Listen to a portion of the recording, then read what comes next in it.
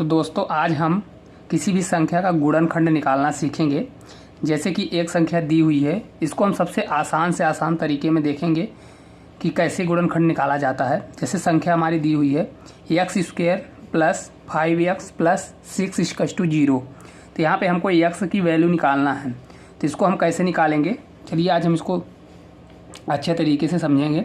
तो सबसे पहले क्या करना है, यहाँ पे जो बीच की संख्या दी रहती है, ये इस संख्या को ऐसे दो संख्याओं में तोड़ना पड़ता है जिसका मल्टीप्लाई करने पर क्या है, ये जो तीसरी संख्या दी है इसके बराबर आना चाहिए। और इन दो संख्या ऐसी दो संख्याएं लेना चाहिए जिनका योग क्या आना चाहिए, बीच वाली संख्या के इक्वल आना चाहिए। तो जैसे इसमें हम क्या ले सकते हैं, तो जैसे हमारा 5 दिया है, 5 में हम ऐसी कोई दो संख्या लें जिसमें क्या है, मल्टीप्लाई करने गुणा करने पर क्या है 6 आए। तो ऐसी दो संख्या क्या है 3 और 2 है, जिनमें हम 3 और 2 को जोड़ेंगे तो कितना आएगा। तो चलिए हम देखते हैं 3 और 2 को जोड़ेंगे तो 5 आएगा। इसी प्रकार उसका हम गुणा मल्टीप्लाई करेंगे तो क्या आएगा, 3 दूनी 6 आएगा। तो चलिए हम इसको सॉल्व करते हैं, कैसे करेंगे। जैसे x², अब इसको हम कैसे तोड़ेंगे, तो इसको तोड़ने के लिए हमको क्या करना है, ऐसी दो संख्या लेनी है। दो संख्या में हम क्या ले रहे हैं, एक संख्या 3 ले लिए, 3x हो गया, एक हो गई हमारी संख्या 2x हो गई। देखिए इन दोनों को जोड़ेंगे तो कितना आएगा, 5x आएगा। अगर इन दोनों को हम मल्टीप्लाई करेंगे तो 6 के बराबर आएगा। हमको ऐसी दो संख्या लेनी पड़ती है जिनके बीच में क्या दोनों को जोड़ने पर योग बराबर आना चाहिए और दोनों को गुणा करने पर लास्ट के तीसरी संख्या के इक्वल आना चाहिए। अब देखिए इसमें x और इसमें x क्या है, कॉमन है, तो हम इसको x को क्या करेंगे, कॉमन ले लेंगे। तो यहाँ से एक x कॉमन ले लिए तो क्या बचा, एक x बचा। और इस वाले में 3x मतलब एक x था, तो एक x हमने कॉमन ले लिया तो क्या बचा, 3 बस बचा। अब अगले वाले में देखेंगे तो इसमें क्या क्या कॉमन आ रहा था हमारा, 2 देखिए कॉमन आ जाएगा। तो हम 2 अगर कॉमन लेते हैं तो यहाँ क्या बचेगा, x बचेगा। इसके बाद यहाँ 2 कॉमन लिए तो कितना आएगा, यहाँ पे 3, 2 से भाग देंगे तो कितना आएगा, 2 3 6 आ जाएगा। इस प्रकार अब देखेंगे कि इसमें क्या कॉमन है, तो x+3 यहाँ भी है, x+3 यहाँ भी है, तो हमारा कॉमन क्या हो जाएगा, x+3 जो है हमारा कॉमन आ जाएगा। इस प्रकार x+ हमारा क्या हो जाएगा, x+2 हो जाएगा। इस प्रकार हमारे दो गुणनखंड हो जाएंगे, x+3 x+2। अगर हमको x की वैल्यू निकालनी हुई तो x+3 बराबर क्या करेंगे, 0 करेंगे। तो यहाँ पे हमारा x इधर क्या है, प्लस में है तो उधर जाएगा, 3 क्या होगा, माइनस में होगा। तो इस प्रकार क्या होगा, x की एक वैल्यू हमारी -3 हो जाएगी। इसी प्रकार x+2 हम करेंगे, x 0 करेंगे तो क्या होगा, इधर प्लस में 2 है तो इधर क्या होगा, x बराबर क्या हो जाएगा, -2 हो जाएगा। तो इस प्रकार हमारी x की दो वैल्यू आ जाएगी, -3 और -2। जितना x का यहाँ पे मान रहता है, x की जितनी पावर होती है उतनी x के वैल्यू निकलते हैं। जैसे x² है तो यहाँ पे कितने वैल्यू निकले, 2 वैल्यू निकली। हमेशा आपको जो बीच वाली संख्या रहती है इसको क्या करना है, बीच वाली जो संख्या है उसको हमेशा ऐसे दो संख्याओं में तोड़ना पड़ता है जिनका मल्टीप्लाई करने पर 6 आना चाहिए और जिनका योग करने पर कितना आना चाहिए, बीच वाली संख्या आनी चाहिए। चलिए हम एक और उदाहरण लेके आपको समझाते हैं। ये हमारा अगला क्वेश्चन दिया हुआ है, x² प्लस 4x प्लस 4। तो यहाँ हमको क्या करना पड़ेगा, यहाँ 4 को सबसे पहले क्या करना पड़ेगा, ऐसी दो संख्याओं में तोड़ना पड़ेगा जिनका योग करने पर 4 आए और जिनका मल्टीप्लाई करने पर क्या आना चाहिए, 4 आना चाहिए, क्योंकि हमारी लास्ट संख्या क्या दी है, 4 दी है। तो हम ऐसी दो संख्या ले लेते हैं। अगर 4 में ऐसा प्लस करेंगे, 1 और 3 करेंगे तो क्या होगा, 1 और 3 का गुणा करेंगे तो क्या आ जाएगा, 3 आ जाएगा। तो ये तो 1 और 3 हमारा हो नहीं सकता। इसके बाद अगर हम जैसे 2 और 2 ले लेते हैं तो 2 और 2 को जोड़ेंगे तो क्या होगा, 4 होगा।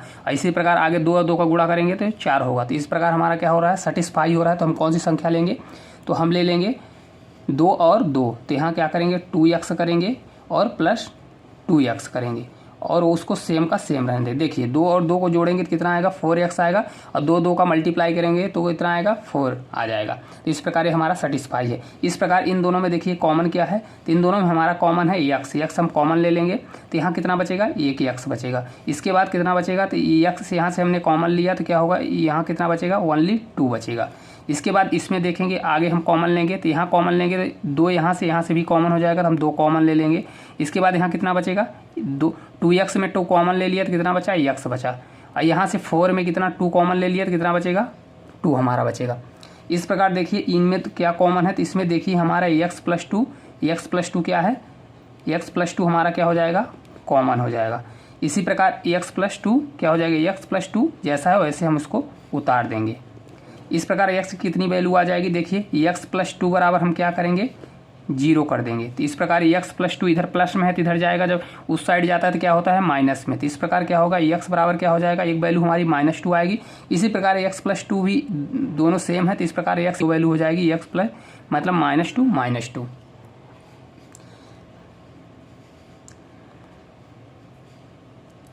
तो अगर किसी भी संख्या का आपको गुणनखंड निकालना है तो कैसे निकालना है, हमेशा आपको देखना जो बीच की संख्या है। जैसे एक क्वेश्चन हम और लेके आपको दिखाते हैं।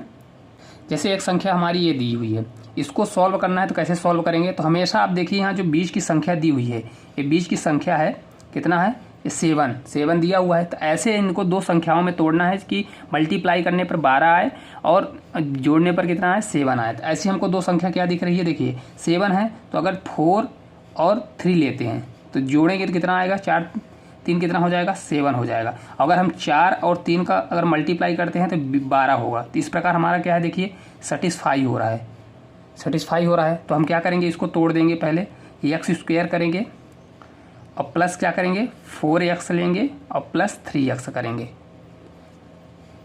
और प्लस क्या हो जाएगा हमारा 12 हो जाएगा। तो इन दोनों में क्या है हमारा, देखिए इन दोनों में क्या है हमारा x कॉमन है। तो x हम कॉमन ले लिए तो कितना बचा, यहाँ से एक x बचा, यहाँ से कितना बचेगा 4 बचेगा।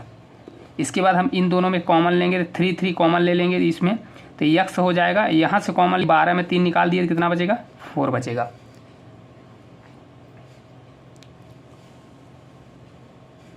अब यहाँ देखिए इन दोनों में क्या कॉमन आ रहा है, तो इन दोनों में हमारा x प्लस 4 क्या आ रहा है, कॉमन आ रहा है। तो इसको हम एक साथ कर लिए और इन दोनों में क्या बचा, तो x प्लस हमारा 3 बचा। तो इस प्रकार x की वैल्यू कितनी आ गई, तो x की एक वैल्यू हमारी x प्लस 4 बराबर 0 रखेंगे और x प्लस 3 बराबर 0 रखेंगे।